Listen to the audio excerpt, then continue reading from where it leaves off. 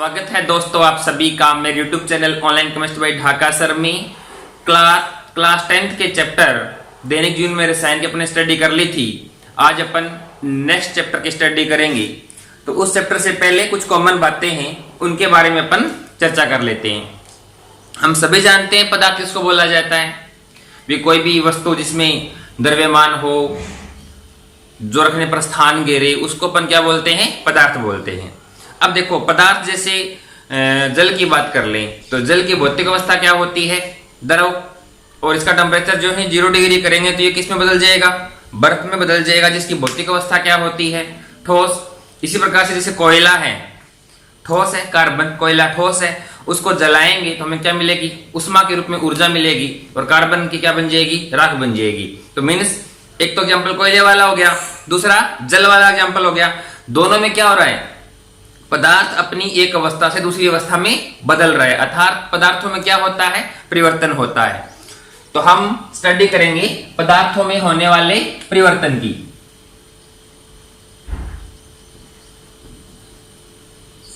पदार्थों में होने वाले जो परिवर्तन है, इनका अध्ययन करते हैं।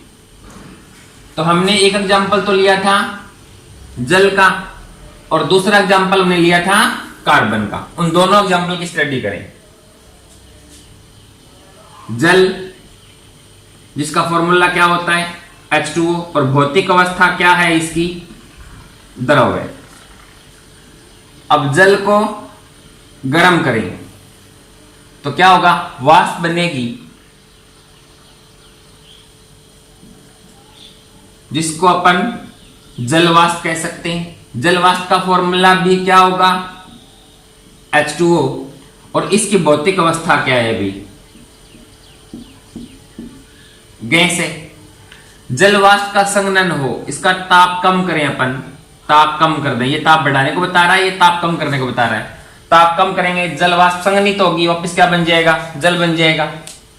अब देखो, जल का टेम्परेचर और कम कर दें तो जल से क्या बन जाएगी? बर्फ बन जाएगी।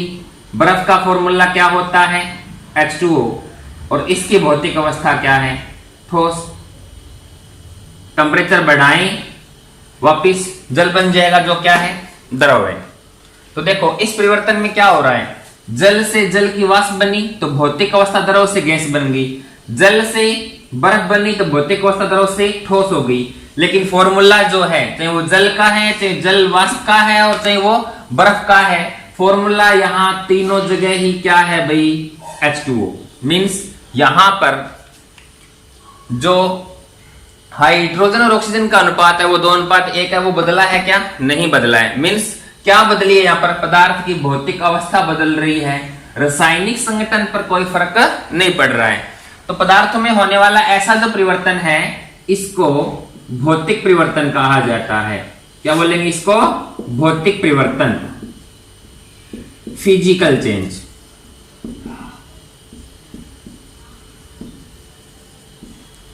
अब देखिए दूसरा, जैसे कार्बन है, जो क्या होता है? ठोस होता है, सॉलिड होता है। कार्बन ठोस है। कोयला। और किसी पदार्थ को जलाने के लिए हमें क्या चाहिए? Oxygen gas. तो ऑक्सीजन गैस का फॉर्मूला क्या होता है? O2। ये गैस है। मीन्स कोयले को ऑक्सीजन की उपस्थिति में जला रहे हैं। ऑक्सीजन के बिना तो कोयला जलेगा ही नहीं। तो कार्बन डाइऑक्साइड गैस बन जाएगी और साथ में हमें ऊर्जा के रूप में ऊष्मा मिलेगी। मीन्स ऊष्मा मुक्त होगी। ऊष्मा मुक्त होगी तो प्रक्रम कैसा हो जाता है?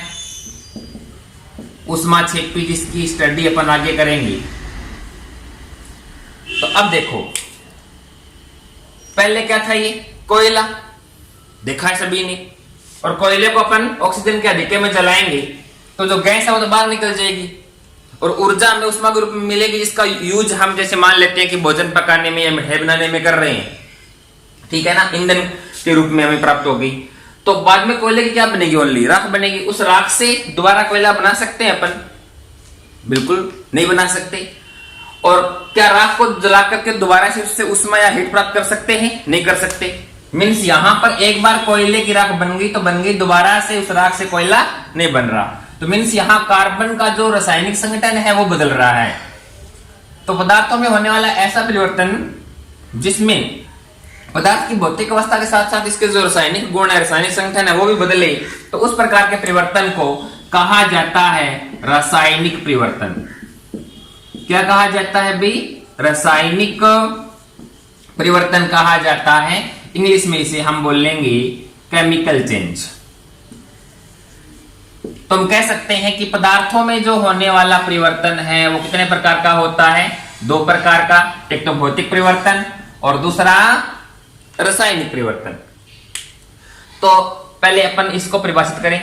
तो भौतिक परिवर्तन में क्या होता है? पदार्थ के भौतिक गुण बदलते हैं। क्या बदलेंगे? भौतिक गुण बदलेंगे। जैसे उसकी रंग, उसकी गंध, या उसकी विलेयता चेंज हो जाएगी, या उसकी भौतिक अवस्था बदल जाएगी, या उसका घनत्व बदल जाएगा।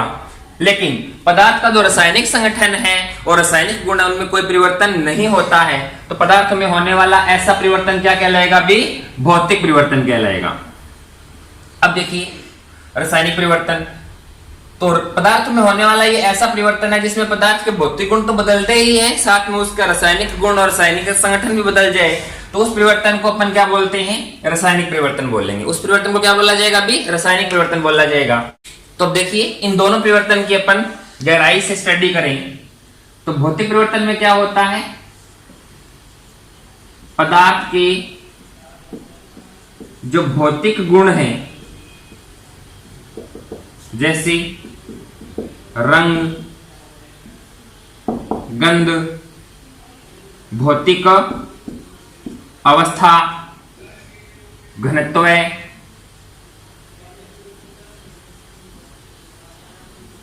इनमें परिवर्तन होता है।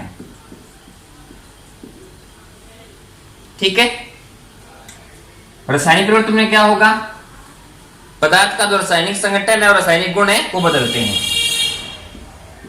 मीन्स पदार्थ की रासायनिक गुण और संगठन में क्या होता है भाई? परिवर्तन होता है। सेकंड देखिए, जैसे यहां देखें जल को गर्म करेंगे तो क्या बनेगी? जल वाष्प। जल को ठंडा करेंगे तो जल बनेगा ना। मीन्स परिवर्तन करने के लिए प्रभाव तो लगाना पड़ेगा। तो यहां जिस जल को गर्म किया क्या बन गई? जल वाष्प। और जल वाष्प को ठंडा करेंगे, मीन्स जो गर्म किया था उसको हटा ले, ठंडा का क्या बन जाएगा? जल बन जाएगा। तो अपन कह सकते हैं यहां कि परिवर्तन का प्रभाव हटा लेने से पदार्थ अपनी मूल अवस्था में आ जाता है। मीन्स परिवर्तन का प्रभाव हटाने पर पदार्थ अपनी जो मूल अवस्था है, मूल अवस्था में आ जाता है। और यहां देखिए कार्बन कोयला राख बन गई। राख से कोयला बन सकता है क्या? नहीं बनेगा भी। मीन्स यहां परिवर्तन का प्रभाव हटा लेंगे तो पदार्थ जनरली सामान्यतः जो है ना वो मूल अवस्था में नहीं आता है। तो यहां अपन लिख सकते हैं कि पदार्थ मूल अवस्था में नहीं आता है। कुछ रासायनिक परिवर्तन ऐसे होते हैं जिनकी अपन चर्चा आगे करेंगे। उनमें परिवर्तन का प्रभाव हटाने पर पदार्थ जो है ना वो मूल अवस्था में आ जाता है, क्योंकि वो प्रक्रम जो है ना वो दोनों दिशाओं में चलते हैं। इस दिशा में भी चलता है, इसमें भी चलता है। अब देखो क्या इसमें कोई नया पदार्थ बनता है? नहीं। इसका फॉर्मूला क्या है? H2। इसका भी क्या है? H2O। तो मीन्स रासायनिक परिवर्तन, भौतिक परिवर्तन के दौरान नए पदार्थ का निर्माण जो है वो नहीं होता है। किसका निर्माण नहीं होगा? नए पदार्थ का निर्माण नहीं होगा। और इस एग्जांपल में ले तो क्या बनी थी? राख। तो राख कोयला है क्या? नहीं है। मीन्स रासायनिक परिवर्तन यदि करेंगे तो क्या होगा भी? नए पदार्थ का निर्माण होता है।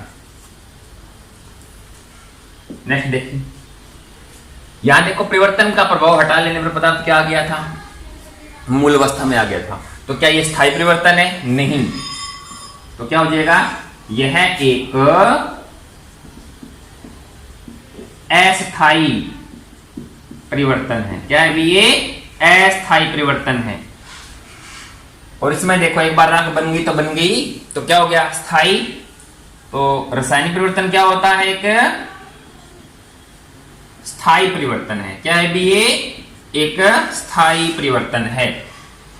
ठीक है, तो यहां से कई बार क्वेश्चन आता है कि भौतिक परिवर्तन या फिर रासायनिक परिवर्तन को परिभाषित करो, तो अपन इजीली कर सकते हैं। दूसरा क्वेश्चन ये आता है कि what is the difference between physical and chemical change, means भौतिक और रासायनिक परिवर्तन में क्या अंतर है। तो ये अपन अंतर लिख देंगे। अब इसमें उदाहरण लें, मींस एग्जांपल। एक तो ये हो ही गया था, और क्या ले सकते हो, देखो जैसे नमक को जल में घोलना, कौन सा परिवर्तन है भाई? नमक जल में घोलेंगे, घुल जाएगा, फिर वाष्पन करेंगे तो जल अलग और नमक अलग हो जाएगा, तो भौतिक परिवर्तन हुआ ना। इसमें एग्जांपल लें, जैसे दूध से दही का निर्माण। दूध से दही बन गया तो बन गया, दूध फट गया तो फट गया, गर्मियों में फटता है ना।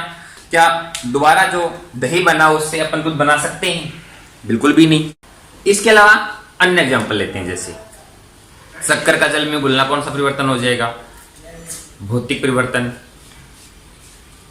आटा गूंथना कौन सा हो जाएगा? अभी रासायनिक परिवर्तन। कोई भी दहन अभिक्रिया, किसी को जलाना, कौन सा परिवर्तन होगा? रासायनिक परिवर्तन। अब जैसे एग्जांपल लेते हैं, मोमबत्ती का जलना। तो मोमबत्ती में मोम है, वो पिघल रहा है, ठोस से क्या आ रहा है, वो द्रव, द्रव से वापस क्या बन जाएगा? ठोस। तो मोम की दृष्टि से देखें तो उसमें क्या है? भौतिक परिवर्तन है। लेकिन उसमें धागा होता है ना अंदर, वो जलता है, और जलना कौन सी प्रक्रिया है? रासायनिक परिवर्तन। ठीक है, तो कई बार ऐसे एग्जांपल आते हैं, कोई एग्जांपल दे देगा और बताएगा कि पूछेगा आपसे कि कौन सा परिवर्तन है, भौतिक परिवर्तन है या फिर रासायनिक परिवर्तन है। तो इन एग्जांपल का हमें ध्यान रखना है। ठीक है, अब देखो हम ये परिवर्तन क्यों पढ़ रहे हैं। पदार्थों में जो होने वाला रासायनिक परिवर्तन है ना, इस दौरान पदार्थ जनरली मूल अवस्था में नहीं आता है और नए पदार्थ का निर्माण होता है, और क्या है ये? स्थायी परिवर्तन है। इस रासायनिक परिवर्तन को ही बोला जाता है केमिकल रिएक्शन। क्या बोला जाता है? केमिकल रिएक्शन, मीन्स रासायनिक अभिक्रिया। पदार्थों में होने वाले रासायनिक परिवर्तन को ही क्या बोला जाता है? रासायनिक अभिक्रिया बोला जाता है। या पदार्थों में होने वाले रासायनिक परिवर्तनों को ही अपन क्या बोलते हैं? रासायनिक अभिक्रिया बोलते हैं। तो हम ये परिवर्तन क्यों पढ़ रहे हैं? क्योंकि हमें इस चैप्टर में स्टडी करनी है रासायनिक अभिक्रियाओं और उत्प्रेरक की।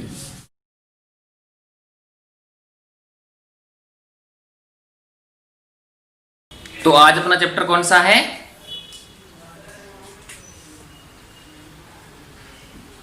रासायनिक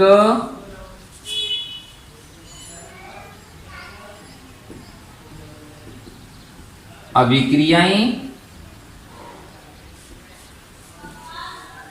एवं उत्प्रेरक, केमिकल रिएक्शन एंड कैटलिस्ट। तो रासायनिक अभिक्रियाएं किसको बोला जाता है? हमने अभी पढ़ा था कि पदार्थों में जब रासायनिक परिवर्तन होता है, उसका रासायनिक संगठन बदलता है ना, तो उसे ही अपन क्या बोलते हैं? रासायनिक अभिक्रिया बोलते हैं। जैसे एग्जांपल है इसमें, कार्बन का जलना। तो कार्बन को जलाने के लिए क्या चाहिए? ऑक्सीजन गैस चाहिए, और कार्बन जलेगा तो क्या बनेगी? कार्बन डाई ऑक्साइड गैस बनेगी। और साथ में ऊर्जा के रूप में हमें क्या मिलेगी भी, ऊष्मा मिलेगी। ठीक है, तो ये एक उदाहरण हो गया किसका, रासायनिक अभिक्रिया का, यह एक रासायनिक परिवर्तन का उदाहरण हो गया।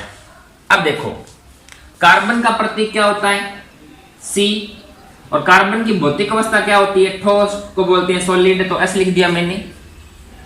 कार्बन के साथ दूसरा पदार्थ कौन सा है जो कार्बन से अभिक्रिया कर रहा है, ऑक्सीजन। ऑक्सीजन हमेशा द्वितीय अणुक O2 और ये गैस है तो हमने लिख देंगे ब्रैकेट में G। दोनों की जब अभिक्रिया होगी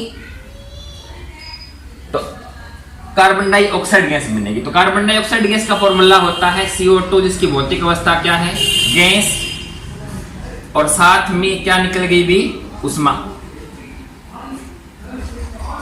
तो इसे हम क्या बोलेंगे, ये एक उदाहरण है किसका, रासायनिक परिवर्तन का, या बोल सकते हैं ये एक उदाहरण है रासायनिक अभिक्रिया का। लेकिन इसे क्या बोला जाएगा भी, क्या बोला जाएगा, रासायनिक समीकरण, केमिकल इक्वेशन। तो अब हमें परिभाषित करना है केमिकल इक्वेशन को। केमिकल इक्वेशन किसे कहते हैं, तुम बोल सकते हैं जब किसी पदार्थ में रासायनिक परिवर्तन होता है या जब कोई पदार्थ रासायनिक अभिक्रिया करता है तो एक नया पदार्थ बनता है। तो जो पदार्थ आपस में अभिक्रिया करते हैं और जो नया पदार्थ बनता है, यदि उनके प्रतीक लिखे जाएं, ठीक है ना, तो एक समीकरण बन जाएगी।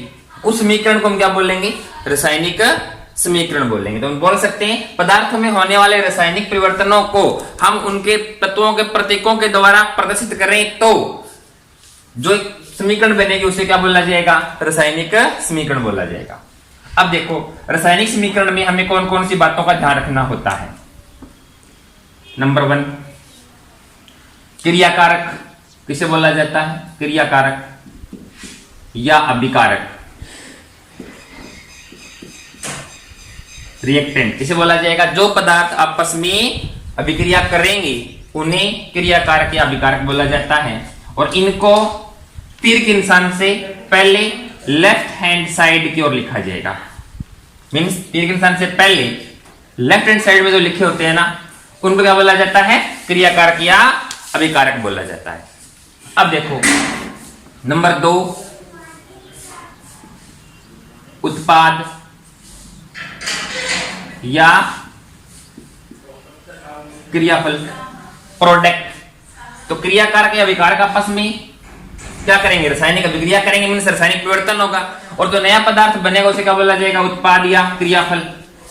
इन्हें तीर के निशान के बाद राइट हैंड साइड में लिखा जाता है। तीर के निशान के बाद में राइट हैंड साइड में लिखा जाता है।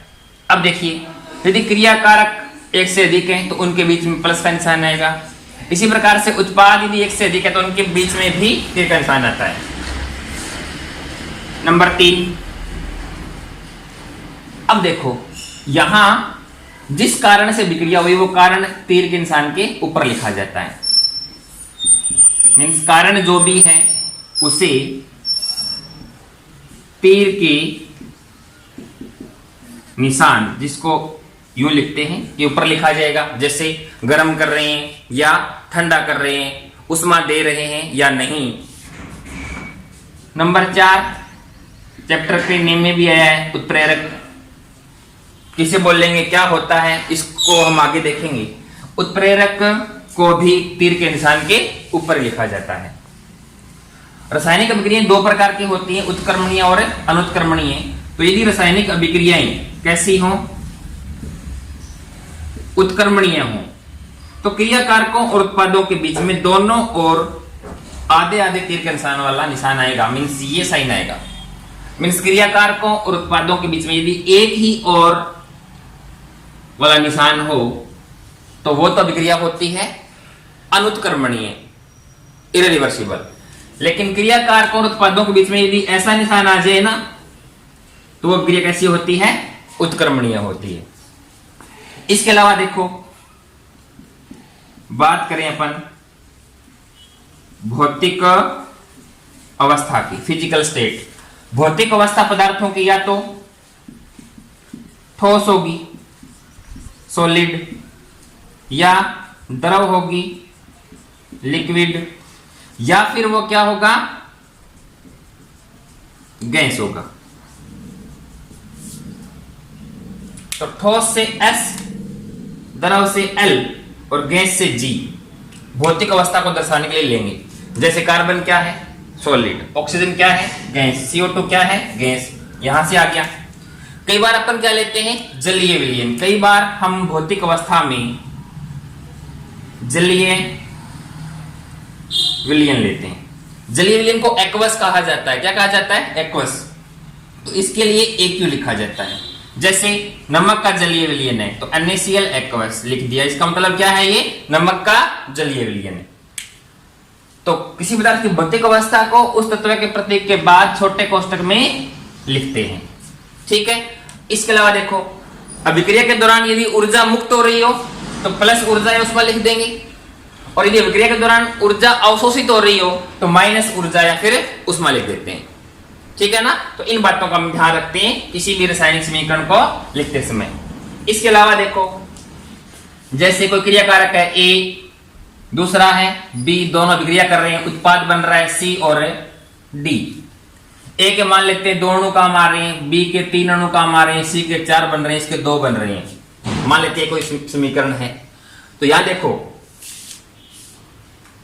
A कितने हैं 2, B कितने हैं 3, C कितने बने 4, D कितने बने 2। ये इनके स्टोइकियोमेट्रिक गुणांक होते हैं, ठीक है ना। जो अभिक्रिया को संतुलित करेंगे तब अपन ये सीखेंगे। Okay, thank you.